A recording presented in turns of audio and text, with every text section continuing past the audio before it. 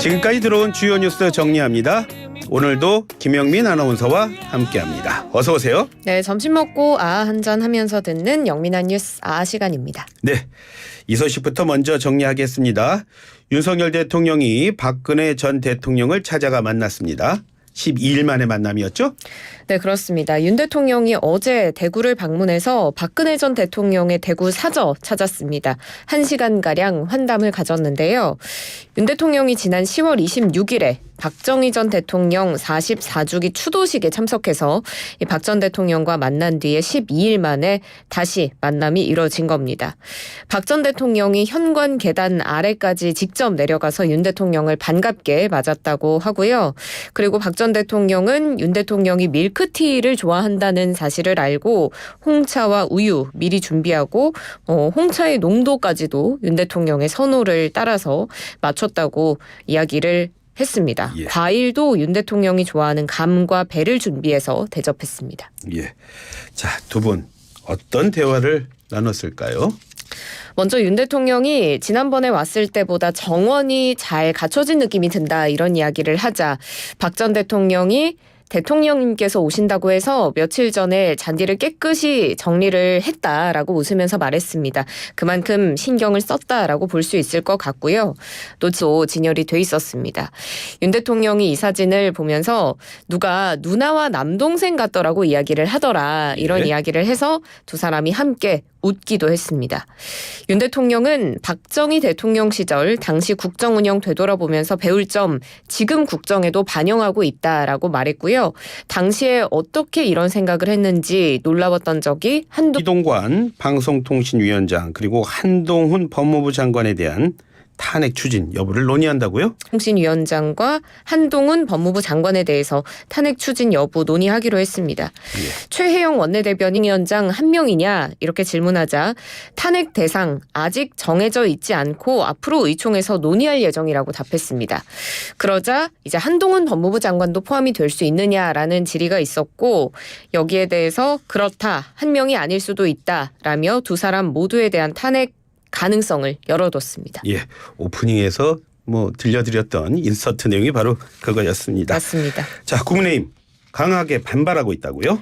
네, 국민의힘은 지금 민주당의 탄핵안 추진에 대해서 강력 반발하고 있습니다. 윤재욱 원내대표는 민주당을 향해서 탄핵 중독으로 금단 현상이라도 생긴 것이냐 이렇게 꼬집었고요. 이 탄핵 소추는 명백한 법률 위반 있어야 되는데 민주당은 정략적인 이익이나 정부 압박용으로 무분별하게 탄핵하듯 남용하고 있는 거라고 꼬집었습니다. 한 장관뿐만 아니라 임명된 지 이제 75일째 맞이해서 아직 임명장에 잉크도 마르지 않은 이 위원장까지도 탄핵을 추진하겠다라는 건 그냥 무한 정쟁 해보자는 이야기와 다르지 않다라고 강도 높게 비판했습니다. 예, 한동훈 장관의 발언 다시 한번 정리해 볼까요? 네, 한동훈 법무부 장관이 어제 이제 민주당을 향해서 전 세계 민주국가 정당 중에 대한민국의 민주당처럼 습관적, 상습적으로 탄핵을 남발하는 정당은 없을 것이다. 이렇게 비판을 했고요. 그러면서 또 말로만 겁박하지 말고 하려면 하라 이런 태도 보였습니다. 한 장관 오늘 출근길에도 비슷한 이야기를 했습니다. 이 탄핵에 대해서 도대체 사유가 뭔지 그걸 먼저 설명해야 될 문제라면서 저를 비롯해서 이 탄핵에 대해서 거론되는 분들 무슨 형사재판을 받거나 기소된 바가 있느냐라고 되물으면서 위증교사라도 했느냐 이런 말을 했습니다. 예. 이 위증교사 이야기를 한 건 지금 위증교사로 기소돼서 재판을 받고 있는 이재명 대표를 겨냥한 발언이 아닐까 이렇게 해석도 되는데요. 탄핵 사유는 나중에 정하고 탄핵 대상 먼저 정하는 건 그냥 국정을 마비시키겠다는 것으로밖에 국민들께서 보시지 않을 것이다 라고 민주당을 비판했습니다. 네. 자, 이분 요즘에 많이 바쁘십니다. 인요한 국민의힘 혁신위원장. 어제 김종인 전 국민의힘 비대위원장을 만났어요. 그렇죠? 네, 진짜 바쁘실 것 같습니다. 국민의힘 인요한 혁신위원장 어제 김종인 전 국민의힘 비대위원장 만나서 당 쇄신 방향 등에 대해서 조언을 구했습니다. 두 사람은 김 전 위원장 사무실에서 약 45분가량 면담을 했고요. 인 위원장은 민생 문제나 경제 문제에 대해서 많은 조언을 받았다라고 전했습니다.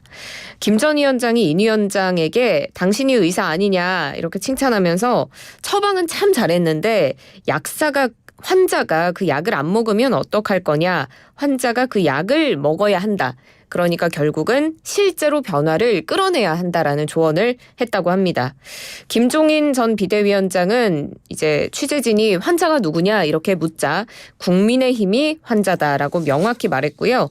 국민의힘이 강서 보궐선거 결과 표심 잘 인식해야 하는데 아직도 그 인식이 잘못된 것 같다라고 국민의힘을 지적하기도 했습니다. 네. 인 위원장이 오늘 또 뉴스에 초점이 됐습니다. 조금 전에 홍준표 대구시장을 만났기 때문이죠. 그렇습니다. 오늘은 또 대구를 방문해서 홍준표 대구시장과 면담했습니다. 홍 시장과 대구시청 접견실에서 이제 만났는데요. 예. 윤석열 정부 들어서 듣지도 보지도 못한 사람들, 어떤 용어를 사용했지만 여기서는 말하지 않는데 듣지도 보지도 못한 사람들이 너무 설친다면서 대통령을 믿고 초선이나 원외들이 나서서 중진들의 군기를 잡고 설친다라고 홍준표 대구시장이 이제 불만을 이야기를 했습니다. 예. 그래서 그 사람들이 설치는 바람에 당의 위계 질서가 깨지고 개판이 됐다면서 회복하기 어려울 것이다라고 전망을 했습니다. 그래서 혁신위를 향해서 혁신위가 그런 세력들을 정리해달라라고 당부를 했고 인 위원장은 명심하겠다라고 답변했습니다. 홍 시장은 또 이준석 전 대표 아마 돌아오지 않을 것이다라고 전망하기도 했는데요. 얼마나 많은 사람들이 나서서 이 전 대표에 대한 조리돌림을 했느냐. 그런 식으로 모욕을 줬는데 이준석이 지금 돌아오겠느냐. 라면서 이런 사태를 만든 것도 결국은 당의 지도부다라고 목소리를 높였습니다. 네. 홍준표 시장이 이준석 전 대표가 돌아오지 않을 거다. 그런 얘기를 한 거는 바로 그 앞서서 한 방송에서 인요한 위원장이 이준석 전 대표 돌아오라 이런 메시지 계속 전했기 때문 아닐까요? 네, 인 위원장이 오늘 라디오 인터뷰에서 이제 이준석 전 대표 돌아오라는 메시지를 계속 이야기를 했죠. 돌아와서 화합하면은 중책을 맡아서 우리를 도와야 한다라고 여전히 메시지를 내고 있는 건데요. 예. 지금 혁신위가 건의해서 이 전 대표의 당원권 정지 징계가 취소가 됐잖아요. 그 부분을 거론하면서 그분을 지나간 일 다 지워버렸고 통 크게 했다. 그러면 본인이 조금 응대할 때가 됐고 응답을 줄 때가 됐다라고 인 위원장은 말했습니다. 그리고 지난 4일에 인 위원장이 이준석 전 대표 만나기 위해서 부산을 찾아서 토크 콘서트 현장에 찾아간 것을 두고는 그때 문전박대를 당한 건 아니고 어쩔 수 없이 불쑥 갔지만 다음에 만날 때는 조금 더 예의를 갖춰서 가겠다라고 다시 만날 그 날을 이야기하기도 했습니다. 예. 인 위원장은 통 큰 결정 그리고 홍준표 시장은 조리돌림 이렇게 얘기를 했네요. 자, 마지막 소식 알아보도록 하겠습니다. 정부가 식당이나 카페에서 일회용품 사용 규제 이거 사실상 철회하기로 했다고요? 네, 환경부가 어제 정부 세종청사에서 브리핑 열고요. 이 일회용품 관리 정책을 기존의 과태료 부과에서 자발적 참여로 전환하겠다고 밝혔습니다. 구체적으로 살펴보면 환경부가 식당이나 카페 등 식품 접객업과 집단 급식소에서 시행해왔던 일회용 종이컵 사용 금지 조치 철회했고요. 예. 그리고 일회용 플라스틱 빨대와 젖는 막대 사용 금지 조치도 계도 기간을 연장했는데 사실상 무기한 연장이라고 보시면 됩니다. 그러니까요. 편의점에서의 비닐봉투 사용 금지도 철회됐습니다. 환경부가 일회용품 사용 제한 대상 품목에서 종이컵이 사실 가장 큰 부분이었는데 이를 제외하는 대신에 재활용률을 높이는 방안을 제시하는 등의 이야기를 했습니다. 환경부가 이렇게 판단한 이유는 뭘까요? 네, 이 공동체 내에 충분한 사회적 합의에 계도 기간 동안 이르지 못했다는 평가입니다. 지금 원가 상승이나 고물가 고금리 같은 경제 상황이 굉장히 어렵잖아요. 그때 소상공인이나 자영업자한테 규제로 또 하나의 짐을 지우는 게 정부가 할 도리가 아니다라고 봤습니다. 임상준 환경부 차관이 브리핑에서 밝힌 내용 보면 한쪽 부분의 희생을 강요하는 형태의 정책은 지속 가능성이 적은데 지금 이 정책이 그대로 추진하기에는 한쪽의 희생이 너무 크다라고 말했습니다. 지금 다회용 컵 세척을 위해서 커피 전문점 같은 매장에서 따로 인력을 고용하거나 세척 시설을 설치해야 되는 그 어떤 부담이 있을 수가 있고 플라스틱 빨대 같은 경우에도 소비자들은 종이 빨대를 불편해하고 사업장은 비싼 종이 빨대 구비하고 고객 불만까지 들어야 하는 상황이 있을 수 있다고 했고 비닐봉지도 이미 장바구니나 종량제 봉투 같은 같은 대체품 사용이 안착하고 있기 때문에 따로 단속할 필요성이 적다고 봤습니다. 네, 오늘 말씀 잘 들었습니다. 고맙습니다. 고맙습니다. 지금까지 김용민 아나운서와 함께했습니다.